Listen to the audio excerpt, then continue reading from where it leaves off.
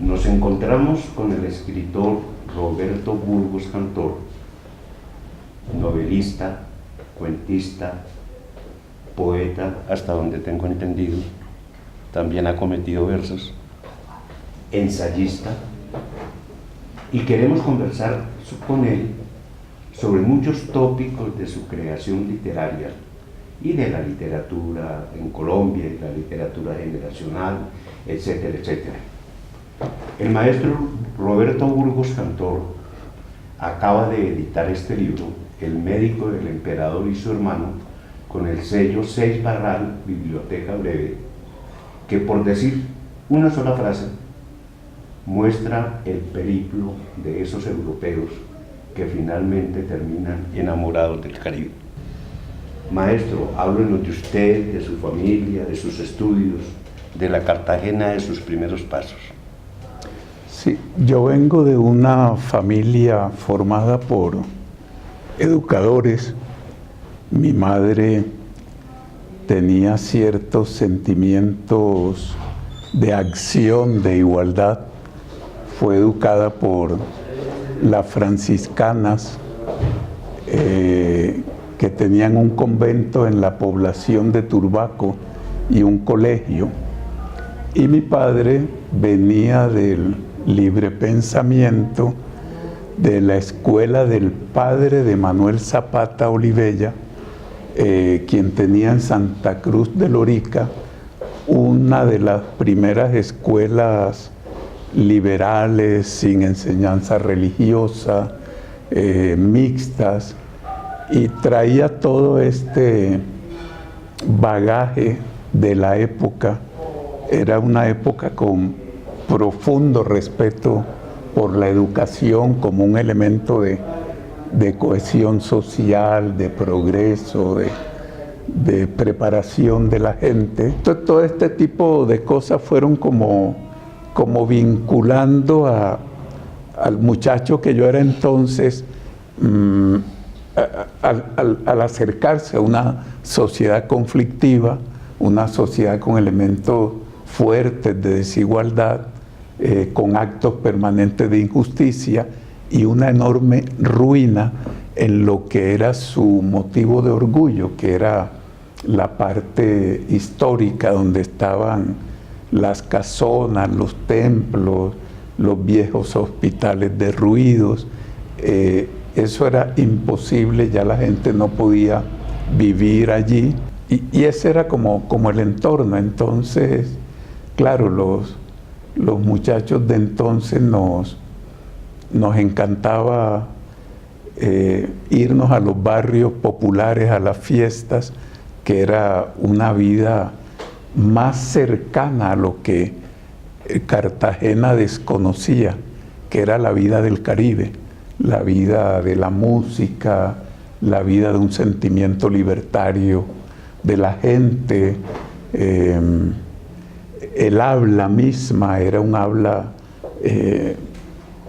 tranquila, que se acercaba a la vida, no era el habla arreglada, moral, del buen decir, impuesta por la iglesia y las academias. Siempre me asombró por esos guiños del destino de las primeras novelas que yo leí, que encontré en casa, en la biblioteca de mi padre, fue Muchachos de la calle, de Pierpaolo Pasolini. Y claro, eso era lo que yo veía en los barrios populares, la manera de vivir, la pobreza, lo que eso causaba en el ser humano, en sus ilusiones. Después empecé a leer a Dublinenses de Joyce.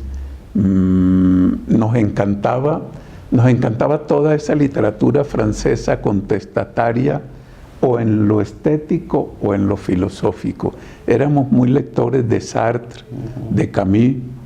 De alguna manera vivíamos siempre construyendo, indagando, buscando. Y creo que fue una buena manera de solucionar el asunto, porque, claro, ya hoy con todo lo que ha ocurrido en nuestras sociedades, en los lectores, en los escritores, es fácil reconocer a Rulfo, reconocer a García Márquez, pero en los momentos que empezábamos a escribir no era tan fácil, porque era además un mundo muy impregnado de la mirada exótica del europeo sobre nuestras sociedades, sobre nuestra naturaleza. La poesía y el cuento son géneros de mucha dificultad por su precisión, su exigencia, pero yo creo que la narrativa permite como construir mundos, como hacer un enfrentamiento más complejo, más amplio también, cuando el escritor se enfrenta a la realidad, que normalmente se enfrenta para quitarle la trampa, para desentrañarla, para mostrar su mentira o su verdad. Por ahora quiero escribir buenos libros, tener comunicación con el lector,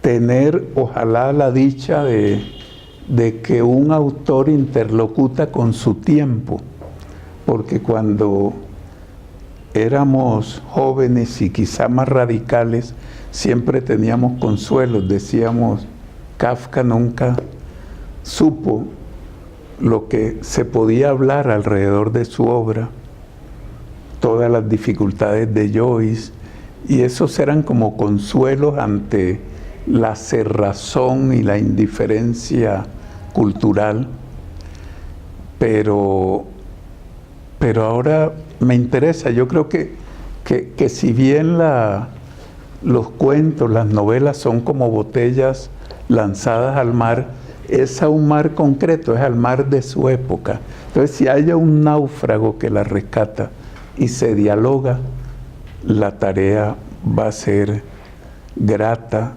y va a enriquecer la literatura, porque a mejores lectores, mejores escritores.